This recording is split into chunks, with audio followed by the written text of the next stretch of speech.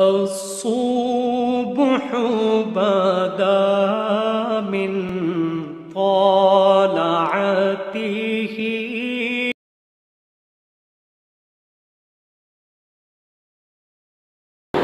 بسم اللہ الرحمن الرحیم۔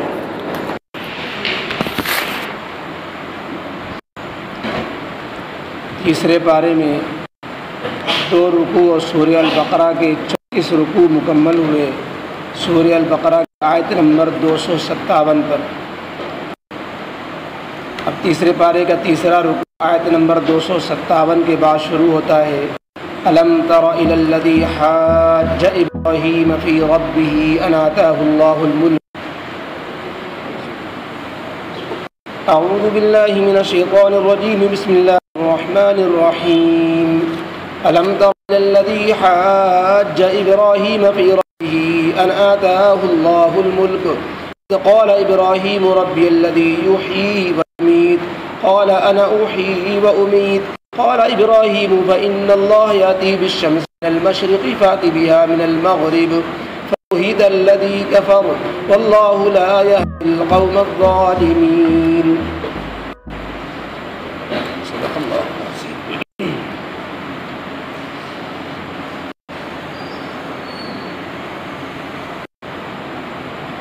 اوپر ذکر تھا دین اسلام کے نور اور نور ہدایت کا، اسلام کی روشنی کا، کفر کی ظلمت اور اس کی تاریکی کا، اور ساتھ یہ کہ جو ایمان والا ہوتا ہے وہ اللہ کو اپنا دوست بنا لیتا ہے، پھر اللہ اس کا مددگار ہوتا ہے، اس کو حق کی راہ سناتا ہے، باطل کی تاریکیوں سے بچا لیتا ہے، اور جو کفر کو اپناتا ہے تو شیطان اس سے کھیلتا ہے، شیطان اس کا دوست بن جاتا ہے، پھر اس کو اندھیرے میں ہی بھٹکائے رہتا ہے اور اس کو اسلام کی روشنی کے قریب نہیں ہونے دیتا۔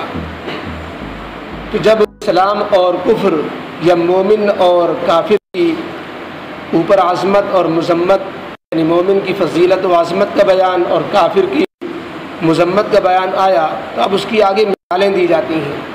2-3 واقعات بیان کیے جاتے ہیں جو مثالوں سے بات سمجھ میں آتی ہے کہ ایمان والا کس قدر روشنی میں ہوتا ہے اور کافر کس قدر جو ہے تاریکی میں ہوتا ہے۔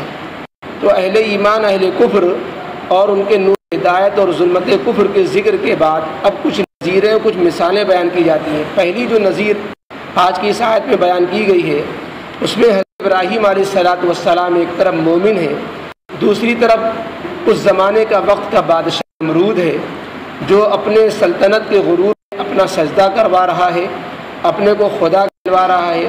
ابراہیم علیہ السلام اس کے سامنے ہوتے ہیں، اس کو دعوت دیتے ہیں، وحدانیت سمجھاتے ہیں، لیکن کفر کی ظلمت میں وہ اس قدر ڈوبا ہوا ہے، تاریکی میں اس قدر غرق ہے، تمام تر دلائل سامنے آنے کے بعد بھی اس کو ہدایت نہیں ہوتی، کیونکہ شیطان اس کے لیے روڑا بنا ہوا ہے، ہدایت پہ نہیں آنے دیتا، اور وہ مختلف طرح کے خطرات سامنے کر دیتا ہے کہ اگر ہدایت پر آ گئے تو تمہاری سلطنت کا کیا ہوگا، تم نبی کے ماتحت ہو جاؤ گے، اور نماز کیا اس کا غرور اور اس کا تکبر اس کے سامنے آ جاتا ہے، وہ ہدایت نہیں قبول کرتا۔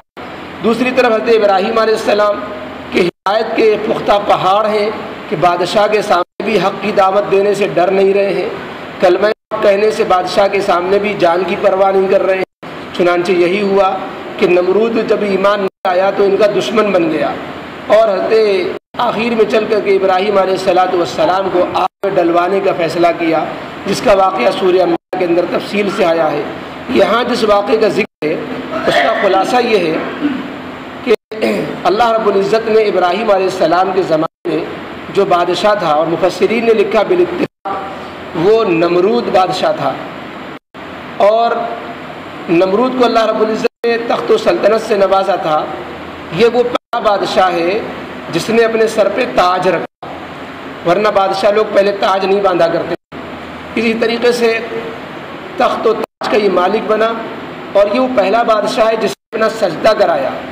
فرعون تو اس کے بعد کا جس نے اپنا سجدہ کرایا، اپنے کو خدا کہلایا، تو نمرود اپنا سجدہ کراتا تھا۔ اور اس زمانے کی جو قوم تھی وہ ستاروں کو، چاند کو، سورج کو پوجا کرتی تھی، تو نمرود کہتا تھا کہ میں سورج کا اوتار ہوں، لہذا تم لوگوں کا خدا تو سورج ہے اور میں سورج کا اوتار ہوں، لہذا تم مجھے بھی سجدہ کرو، سورج کو بھی پوجو، لہذا وہ اپنا بھی سجدہ کراتا تھا۔ اللہ رب العزت نے نمرود کے زمانے میں ابراہیم علیہ السلام کو اس زمانے میں عراق کے اندر پیدا کیا۔ بابل شہر کے اندر حضرت ابراہیم علیہ السلام کی پیدائش ہوئی۔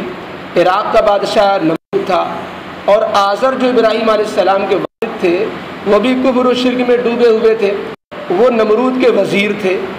چنانچہ ابراہیم علیہ السلام نے کفر کے گھرانے میں آنکھ کھولی، اللہ نے شروع ہی سے ابراہیم علیہ السلام کو کفر و شرک سے بچایا، اور اللہ رب العزت نے نور ہدایت کو بچپنے سے ڈال دیا کہ وہ اپنے ماں سے سوال کر بیٹھے کہ یہ آپ ان چیزوں کو کیوں پوچھتی ہیں، ان کو کس نے بنایا، اور ان چیزوں کو خدا کی شان ان میں کہاں سے آئی۔ باپ سے سوال کرتے ہیں، مٹی کے بتوں سے دشمنی کرتے ہیں، ان کو توڑ پھوڑ کے برابر کر دیتے ہیں۔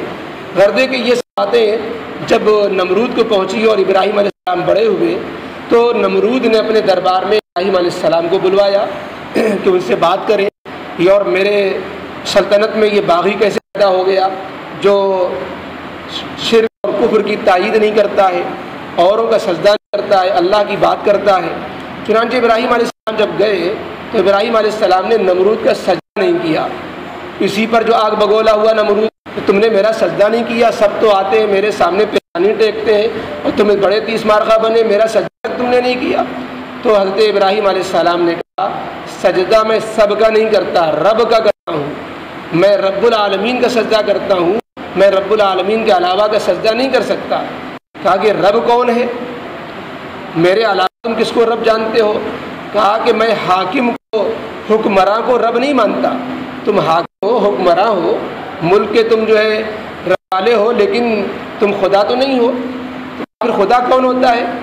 میں ہی خدا ہوں، تم بتاؤ پھر میرے علاوہ کون خدا ہے؟ کہا دیکھو خدا بہت موٹی سی بات ہے، خدائی صفات جس کے اندر ہوگی وہی نہ خدا ہوگا۔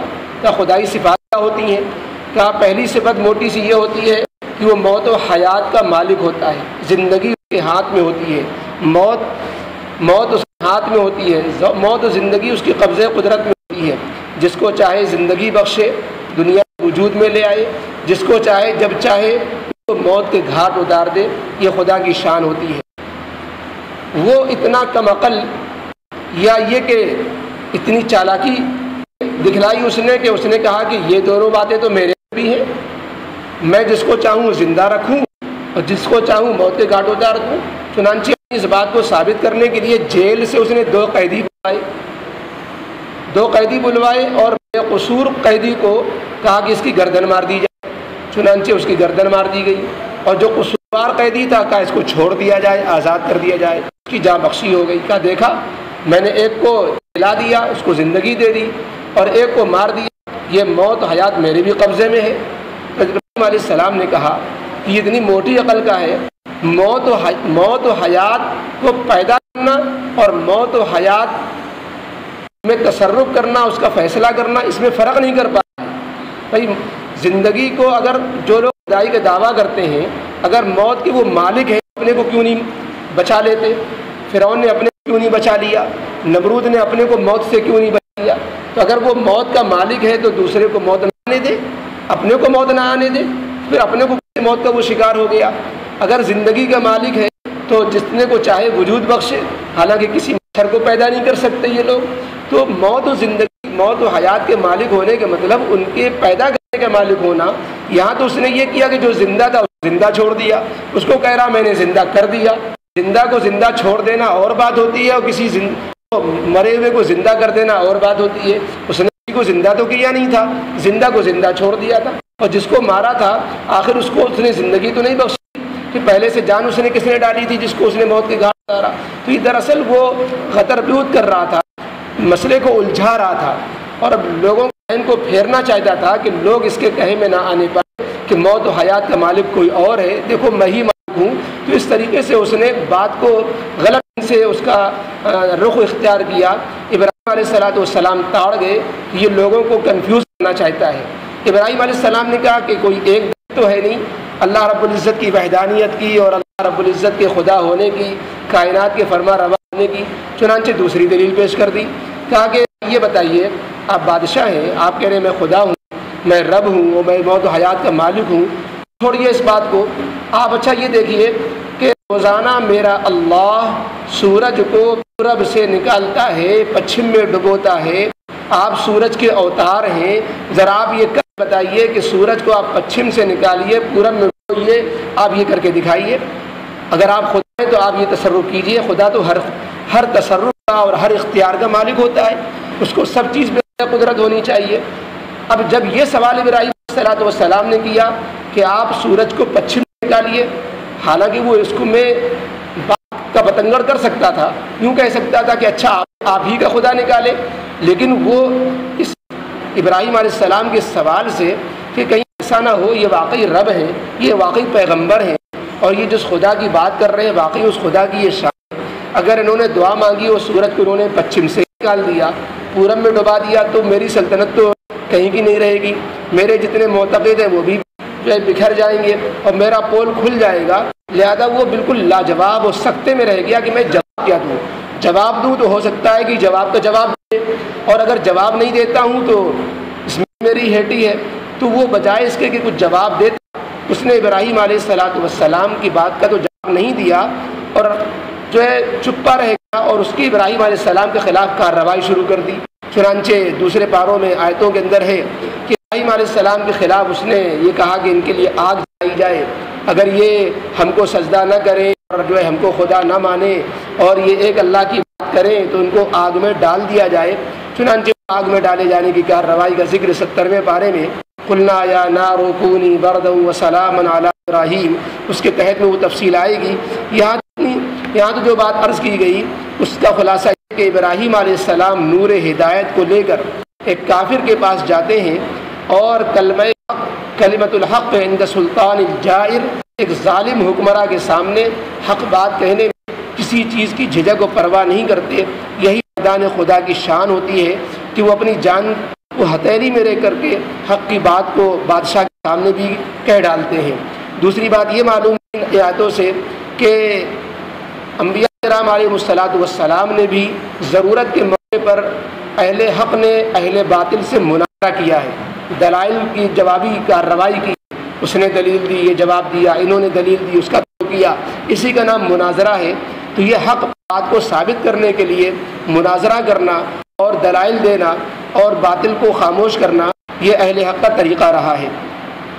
اور اسی یہ بات بھی معلوم ہوئی کہ اللہ رب العزت ایمان والوں کا ساتھی ہوتا ہے، کہ ابراہیم علیہ السلام ایمان والے تھے، اللہ نے ان کی مدد فرمائی اور نمرود ظاہر ہوا، اور جو کافر کا ساتھی شیطان ہوتا ہے اور شیطان کا ساتھی شیطان کمزور ساتھی ہے، وہ ہمیشہ ساتھ نہیں نبھا سکتا۔ چنانچہ آخری انجام جو ہوا ہے ابراہیم علیہ السلام کے لیے آگ تو گلے گلزار بنی، لیکن نمرود کا جو آخری انجام ہوا ہے کہ کہلانے کو تو اپنے کو خدا کہتا تھا اور ایک مچھر نے اس کا کام تمام کر دیا۔ علامہ ابن کثیر رحمۃ اللہ علیہ نے لکھا ہے کہ اس کے ناک میں ایک مچھر گھسا اور وہ دماغ تک چلا گیا، مرا نہیں، وہیں اس نے کریدنا شروع کیا۔ اب اس کے سر میں ایسا بھیانک درد ہوتا تھا، لوگوں سے کہتا تھا مجھے سر پہ مارو، کوئی گھوسے مارتا تھا، کوئی جوتے مارتا تھا، یہ بادشاہ ہے، خدا ہے جس کے جوتے مارے جا رہے ہیں۔ اس طریقے سے سینکڑوں برس زندہ رہا، بالآخر اسی سر پٹک پٹک اس نے اپنی جان دے دی۔ یہ بادشاہ اور اپنے کو خدا کہنے والے کا حال ہوا۔ فرمایا الم تر الی الذی حاج ابراہیم فی ربہ ان آتاہ اللہ الملک۔ نبی اور نبی کے واسطے سے تمام قرآن پڑھنے والوں قرآن مخاطب ہے کہ اے مخاطب، کیا تم نے اس شخص کا واقعہ نہیں سنا؟ کیا تم نے اس شخص کا واقعہ نہیں دیکھا، نہیں سنا؟ الذی حاج ابراہیم، جس نے ابراہیم علیہ السلام سے حجت کی، جس نے ابراہیم علیہ السلام سے مباحثہ کیا، فی ربہ، اپنے رب کے سلسلے میں، اپنے رب کے وجود کے سلسلے میں، کہ رب کے وجود کے سلسلے میں اس نے بحث کی، وہ اپنے کو رب کہتا تھا، اور ابراہیم علیہ السلام حقیقی رب کائنات کی بات کرتے تھے۔ اور اس شخص نے یعنی جو نمرود بادشاہ تھا، اس نے بحث اس بنیاد پر کی کہ ان آتاہ اللہ الملک، کہ اللہ تعالیٰ نے اس کو سلطنت اور حکومت عطا فرما دی تھی، یعنی حکومت و سلطنت عطا کرنے کا انجام تو یہ ہونا چاہیے کہ اللہ کا احسان مانتا اور اللہ کا شکر کرتا کہ اللہ نے اس کو سلطنت دی، انعام کیا، دولت دی، لیکن یہی چیز اس کے لیے غرور و گھمنڈ کا ذریعہ بنی اور اسی چیز نے اس کو بہکا دیا۔ یہی مال و دولت کا حال ہوتا ہے، یہی مال و دولت اللہ سے قریب بھی کر دیتی ہے جب اللہ کا بندہ شکر گزار ہوتا ہے۔ اور یہی مال و دولت کا نشہ انسان کو بہت دور جا کے پھینکتا ہے ہدایت سے۔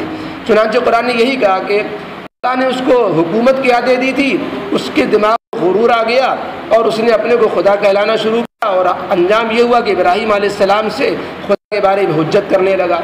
اب حجت میں بات یہ آئی کہ ابراہیم علیہ السلام نے اللہ کے وجود کی، اللہ کی وحدانیت کی، اس کی ثبوت کی دلیل پیش کی۔ اذ قال ابراہیم علیہ السلام نے کہا ربی الذی یحیی و یمیت، تم رب نہیں ہو، میرا رب تو وہ ہے الذی یحیی و یمیت، جو زندگی اور موت کا مالک ہے، جو زندگی بھی بخشتا ہے۔ جتنی جانیں اللہ دنیا میں آ رہی ہیں سب کو اللہ پیدا کر رہا ہے۔ و یمیت، اور جان کا مالک بھی اللہ ہے۔ اگر جان کا مالک انسان یا اللہ کے علاوہ کوئی اور خدا ہوتا، اپنے کو خدا کہلانے والے اپنے کو موت کے منہ میں جانے سے بچا لے جاتے۔ موت کے مالک وہ نہیں ہے، چنانچہ نمرود اپنے کو بچا نہ سکا، ایک مچھر سے نہ بچا سکا۔ قال انا احیی و امیت، تو ابراہیم علیہ السلام کے ثبوت کے جواب میں اس کم بخت نے کہا میں بھی تو موت زندگی کا مالک ہوں۔ قالا، بولا، انا، میں، احیی و امیت، میں بھی جلاتا و مارتا ہوں۔ چنانچہ اس نے اس کے ثبوت میں دو قیدی آئے، بے قصور اور قصور وار، اور بے قصور کو چھوڑ دیا، بے قصور کو اس نے ہلاک کر دیا اور قصوروار کو چھوڑ دیا، مجرم کو چھوڑ دیا۔ کہنے لگا دیکھو میں نے ایک کو زندہ کیا، ایک کو مار دیا۔ یہ زندگی اور موت کا غلط مفہوم اس نے نکالا۔ ابراہیم علیہ السلام نے اس دلیل کو چھوڑ کر دوسری دلیل اختیار کی، فرمایا قال ابراہیم علیہ السلام نے دوسری دلیل پیش کرتے ہوئے کہا فإن اللہ یأتی بالشمس من المشرق، یقیناً اللہ رب العزت سورج کو نکالتا ہے من المشرق، مشرق سے، پورب سے، فأتی بها من المغرب، تو اگر خدا ہے تو سورج کو نکال کر دکھا پچھم سے۔ فبہت الذی کفر، سو یہ کافر بھوچنکا رہ گیا، مبہوت رہ گیا، یعنی حیران کہ کچھ جواب نہیں پڑتا کہ ٹک ٹک دیدم دم نہ کشیم، کیا بولوں، کیا جواب دوں۔ واللہ لا یہدی القوم الظالمین، ہونا تو یہ چاہیے کہ اس دلیل میں اس کو ایمان لے آنا چاہیے، لیکن اللہ فرماتے ہیں وہ ظالم تھا، اس کے اندر طلب نہیں تھی، اس کو ہدایت نصیب نہ ہوئی۔ واللہ لا یہدی القوم الظالمین، اللہ ظالم لوگوں کو، بے انصاف لوگوں کو ہدایت کی راہ نہیں سجھاتا۔ اللهم صل على سيدنا مولانا وحبيبنا وشفيعنا محمد وعلى آل سيدنا محمد وآله وصحبه وبارك وسلم۔ ربنا ظلمنا أنفسنا وإن لم تغفر لنا وترحمنا لنكونن من الخاسرين۔ ربنا لا تزغ قلوبنا بعد إذ هديتنا وهب لنا من لدنك رحمة إنك أنت الوهاب۔ اللهم من أحييته منا فأحيي على الإسلام ومن توفيته منا فتوفه على الإيمان يا رب العالمين۔ ہماری زندگی اور ہماری موت اسلام پر فرما، ایمان پر ہم سب کا خاتمہ فرما، جیتے جی یا اللہ ایمان سے وابستہ فرما، ایمان کو سلامت فرما۔ اے اللہ، اور ایمانی ہم سب کی آخری روح اور آخری سانس یا اللہ دنیا سے اے اللہ رخصت فرما۔ اے رب العالمین، جتنی زندگی گزر گئی ہے اللہ اس میں جو گناہ ہوئے انہیں معاف فرما۔ اے اللہ جتنی زندگی بچی ہے اللہ رب العالمین ایمان و عمل میں نیک عمل ترقی کے ساتھ گزروا دے۔ اے اللہ گزری زندگی کے مقابلے میں بقیہ زندگی کو بہتر بنا دے۔ اے اللہ رب العالمین اپنی رضا نصیب فرما، ہم سب سے راضی ہو جا، ایسی رضا نصیب فرما جس کے بعد ناراضگی نہ ہو۔ اے اللہ ہم سب کے لیے جنت کے فیصلے فرما، دوزخ سے پناہ نصیب فرما۔ اے اللہ دوزخ والے اعمال سے بچا، دوزخ کے فیصلے سے اللہ بچا۔ اے اللہ میدان محشر کی سختیوں سے ہم سب کی حفاظت فرما۔ جو لوگ دنیا سے جا چکے سب کی مغفرت فرما۔ حافظ شرف الدین کے والد مرحوم ہوئے جناب شمیم مرحوم صاحب کی مغفرت فرما، اور جو لوگ بھی دنیا سے جا چکے، یہاں جو لوگ موجود ہیں ان کی اعزا آبا و اجداد جو دنیا سے جا چکے اللہ سبوں کی مغفرت فرما، سب کے درجات بلند فرما۔ اے اللہ جو بیمار ہیں ان کو شفا نصیب فرما۔ اے اللہ ہم سب کی جانوں میں، مالوں میں، دکانوں میں، مکانوں میں، اے اللہ گھروں میں برکتیں نصیب فرما۔ اے اللہ برکتوں کا معاملہ فرما، سکون نصیب فرما۔ جس کی جو مسائل ہیں، الجھنیں ہوں، ضروریات ہوں، اے اللہ سب کے اے اللہ ضروریات کا تکفل فرما، سب کی الجھنوں کو دور فرما، سب کی مصیبتوں پریشانی کا خاتمہ فرما، سب کی تکلیفوں کو دور فرما۔ اے اللہ رب العالمین ہم سب کو نیک بنا، ایک بنا۔ اے اللہ پورے عالم اسلام پر رحم کا معاملہ فرما، پورے امت مسلمہ پر جہاں کہیں اللہ برے حالات ان کو حالات سے مبدل فرما۔ اسلام کے غلبے کے لیے جہاں جیسی کوششیں ہو رہی ہیں اے اللہ ان کوششوں کو کامیاب فرما۔ اے اللہ جو کوششیں کرنے والے ان کی کوششوں کو قبول فرما، ان کی حفاظت فرما۔ اے اللہ رب العالمین ملک میں امن و امان قائم فرما۔ اے اللہ ہم سب کا انجام دونوں جہان میں خیر فرما۔ ربنا تقبل منا انک انت السمیع العلیم وتب علینا انک انت التواب الرحیم۔